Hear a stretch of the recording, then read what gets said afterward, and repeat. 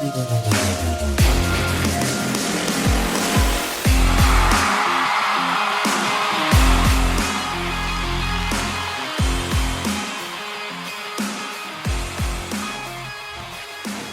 one of my biggest pet peeves when it comes to NFL fans talking about their team. So, in turn, Colts fans, right? You can find this in any fan base, but of course, being a Colts channel, I'm going to speak about us. It applies to us all the same. The NFL is a week to week league. Every single week, we have discussion about this team. Every single week, we have something to say. We talk about plays from the first quarter. We talk about refereeing. We talk about individual decisions on a coaching basis that 8 weeks down the line, nobody remembers whatsoever, right? But just because you don't remember them doesn't mean they didn't happen. Refereeing, example, you look at that Cleveland Browns game. That is a loss on the record. Now, we had opportunities to win that game, but ultimately, as a fan base, 80, 90, 100% of us agree that the refs were the reason we lost that game, at least at the end, right? Obviously, there was turnovers there, but when you think about just isolating a moment without the referees screwing us over at the end, that's a win against those Cleveland Browns, right? So we understand all of this. So how can we watch the games every single week, knowing that the numbers and the record do not tell the entire story, but then when it's time to make decisions in the offseason, we zoom out and we only look at the numbers and we only look at the records? It drives me crazy. Now, part of the reason I made this channel, in fact, reason number one, is I am so incredibly passionate about the Indianapolis Colts. I am 26 years of age, going on 27 in January. I have been a fan of this team for the better part of 20 years, if not a full 20 years. Most of my entire life has been me watching and rooting for these Colts week in and week out. The fact that I have this channel, get to talk about the Colts with you guys that are kind enough to engage is really almost feels like destiny. It's a beautiful, beautiful thing, right? But number two, I wanted to create a community of Colts fans that ultimately advance this fan base forward, right? We create a smarter, more educated fan base that has more meaningful discussions about these Indianapolis Colts. As fans, we have power. Don't you forget it. When you look at Jonathon Taylor getting 3 years, $42 million, that money is not there to give him without us. He puts asses in seats. Fans wanted him to get his money. He got his money. Jim Irsay can't spend $20 million on Lolita the Whale without the money from the fans. So if you think you're not important and you think they're not listening to you, think again. We have power. We are the stakeholders, right? We are who they answer to. The same way I answer to you guys, right? Anyone who's here, I'm making content for you. The Colts, theoretically, are making content for us, the fans. The on-the-field product, that is for us, the people, okay? So my point in saying that is, if you're going to make your voice heard, as many of you do, you have some level of responsibility to look at things objectively as possible and at least try to remove the emotion when you're making some of the claims that you make. Now, of course, you react on a week-to-week basis and there's emotion within that, but I'm talking particularly when we're talking about firing people and cutting people and trading people and shuffling things around. I'm talking from an organizational standpoint, from the business, right? This isn't just your franchise in Madden. This isn't your fantasy football team. You don't get to just shut off the game and you don't get to reset next year. These decisions have consequences. So we as a fan base, if we are going to be heard by this organization, which we are, need to make sure that we aren't just talking out of our ass when we sit here and collectively come together and say, fire this guy, get rid of that guy, etc., etc., etc. Now that brings me into the topic of today's episode, which essentially is based around the idea, the concept, the question: has the Colts 2023 season been successful? Now, I am one of these people that's of the opinion that the key to proper evaluation is understanding expectations. For example, you don't go to an Olive Garden and complain that the chicken parm isn't the best chicken parm you've ever had, right? There's a reasonable expectation going into Olive Garden that this isn't like the finest Italian cuisine. Now, I know some of you are in Indiana, so it's quite possible that Olive Garden is the best chicken parm you're going to get. But me living in New York, I'll tell you right now, you would not catch me dead in an Olive Garden, period, right? But that's neither here nor there. So when we look at this season, how it's gone so far, to be fair and objective in evaluating it,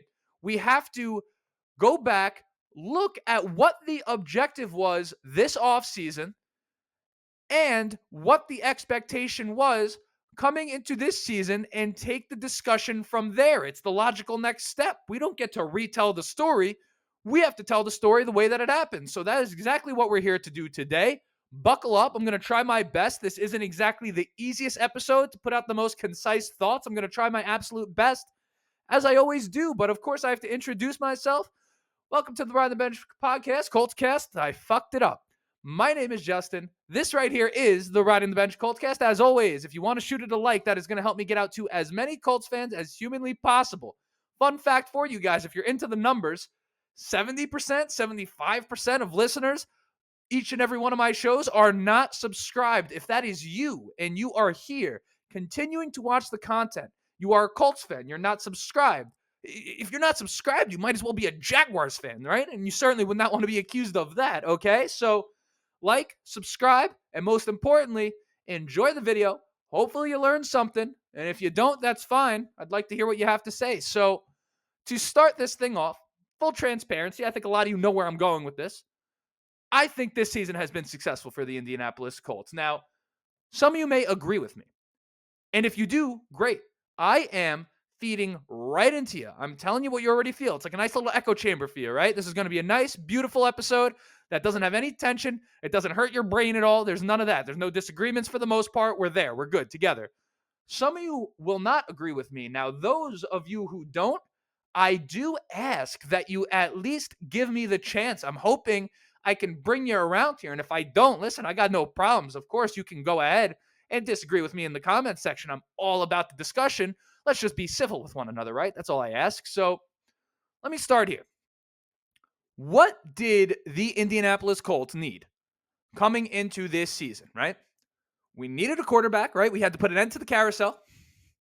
We needed a new head coach because we went from sleepy Frank Reich to Jeff Saturday in a shocking move from Jim Irsay, essentially an entire season last year that was orchestrated and built and destroyed. I mean, Jim Irsay really had his fingerprints all over last season, but that's besides the point. I don't want to get too off track here, right? We needed a quarterback, coach, wide receiver help.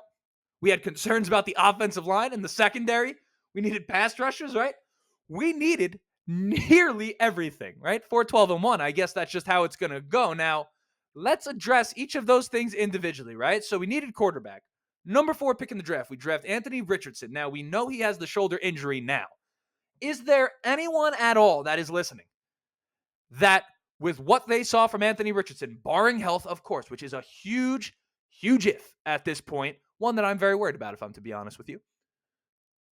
But what we saw out of him when he was healthy, are there any questions at all that this is the guy that could lead us for the next 10, 15, 17, however many years?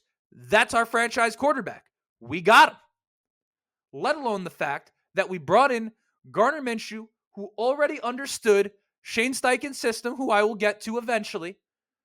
These are not the types of moves that a dysfunctional organization would make. The Colts got a lot of flack for maybe being a little bit dysfunctional, and sure, there have been some negative headlines, but drafting Anthony Richardson and bringing in Gardner Minshew along with Shane Steichen was an absolute money A-plus play this offseason. No questions about it, right? So that's good. Wide receiver help.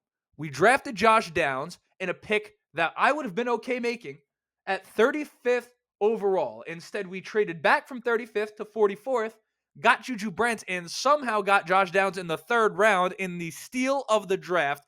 He has been able to make an immediate impact. He is a special football player. I don't think anyone has questions about Josh Downs. Josh Downs is everything we wanted Paris Campbell to be. Josh Downs is. That's a success. Offensive line, all the concerns that we had. We did not panic. It's one thing I love about Chris Ballard. Some of you call him Bargain Bin Ballard. I don't have a nickname for him like that, but for me, I just like the fact that he does not panic. He's not emotional. Me and him think very similar very often. So if you don't like Chris Ballard, but find yourself agreeing with me often, I guess you kind of are in a bit of a pickle, right? Because I come in many ways from the same school of thought as Chris Ballard, right? So we got Blake Freeland in the 4th and Jake Witt, who we are yet to see in the 7th. Other than that, we stayed put. Now, a lot of people said we needed to go get a right guard. We needed to make moves. We needed to get rid of Ryan Kelly. Ryan Kelly, barring concussions, has been one of the best centers in football, period. The Colts offensive line has been excellent.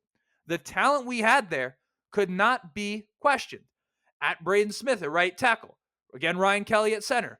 Quentin Nelson, Bernard Raymond. Any questions? Does anyone have any questions? And Will Fries should get the credit that he deserves with the way he's been playing right guard. He has been sensational for a good part of the year. Sometimes the thing with the offensive line, obviously everything in football works together. The offensive line is one of those things that continuity really matters. And the Colts were significantly better in the second half of last year. I thought it was wise and smart, huge brain, ginormous brain popping out of his skull is Chris Ballard, in my opinion, for staying put on this offensive line. The continuity and the new energy that has been brought in ultimately looks to be all this offensive line needed. When we speak about that energy, it all starts with Shane Steichen, which unequivocally has been a spectacular hire. Everywhere Shane Steichen has been, it has turned to gold, right? There was so much talk about, as there is every year, going into the draft, which team is the best situation for a young quarterback to fall into. And a lot of people were saying it was Carolina. When we look back at that, it feels like it was almost unequivocally the Indianapolis Colts being the best position for a quarterback to fall into. My proof? Let me get to my proof right now, okay? Let me ask you this. The CJ Stroud aside, we can have that discussion another day. Perhaps we'll even have that discussion this week. Stroud clearly would have been great anywhere, right? There's no doubt about that. But here's my proof that the Colts would have been the best situation. Let me ask you this. Do you believe that Bryce Young would be better with Shane Steichen and the Indianapolis Colts than he is in Carolina? What about Will Levis, who also looks pretty good if you ask me in Tennessee since he's been starting? I know that your answer to both of those questions is yes. So when you take that into account and you couple it with the fact that ESPN had us 29th in the power rankings coming into this season, right? Below the Chicago Bears, the Carolina Panthers, the Packers, the Giants, who are a disaster, the Patriots, who we just beat. Is that not successful, right? For those of you thinking, okay, great, but AR is hurt, so how can this possibly be a successful season? Let me ask you another question.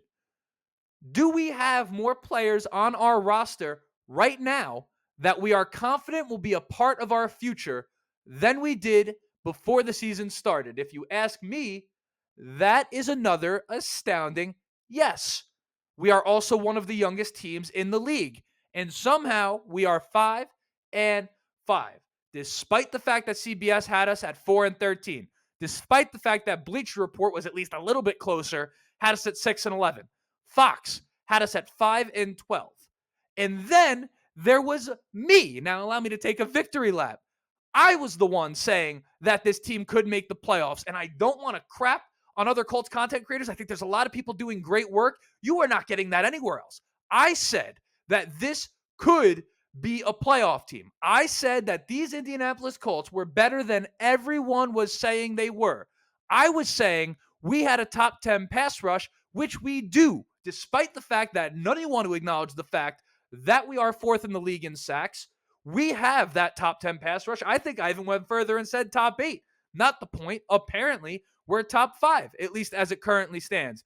I was the one saying Richardson was way better than the Colts and the league were letting on. Listen, I don't say this just to brag. I'm just telling you all of these things were true, right? These people that told you otherwise were experts, right? Experts.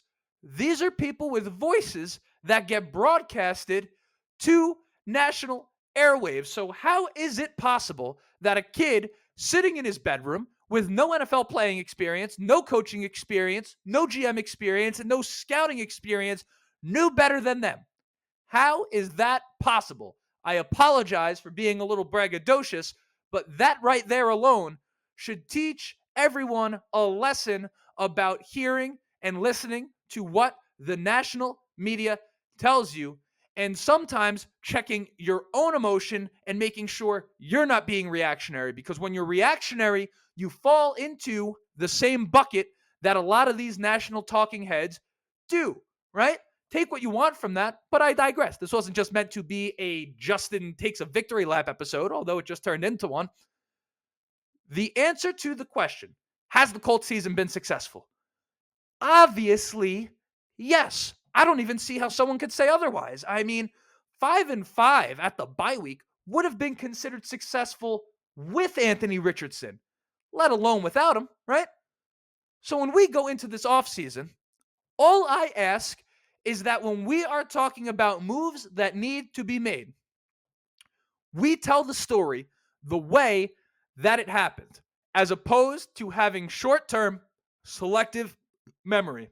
Do not forget, this Colts team has already overachieved, and they will likely continue to overachieve throughout the season. Will they make the playoffs? I don't know. They will finish, though, exactly how I expected them to finish, which was right around that 500 range, meddling and looking at that 7th seed. That was better than everyone expected. That was better than you expected. So if that is not successful, then I don't know what is. So with that, I've ranted. I've given my opinion. I want to hear yours. Do you think the Colts season has been successful? For some reason, do you think it's not? I don't want to bash you for thinking it's not, but what was it, Super Bowl or bust for you? I'm just curious kind of where you were at there. So that's it. That's the episode. Until next time, my name is Justin. This right here was the Riding the Bench podcast, Coltscast. Why do I keep saying podcast? I guess that's the name of the channel, right? But this right here was the Riding the Bench Coltscast. Like, subscribe if you have not yet. And until next time, go Colts.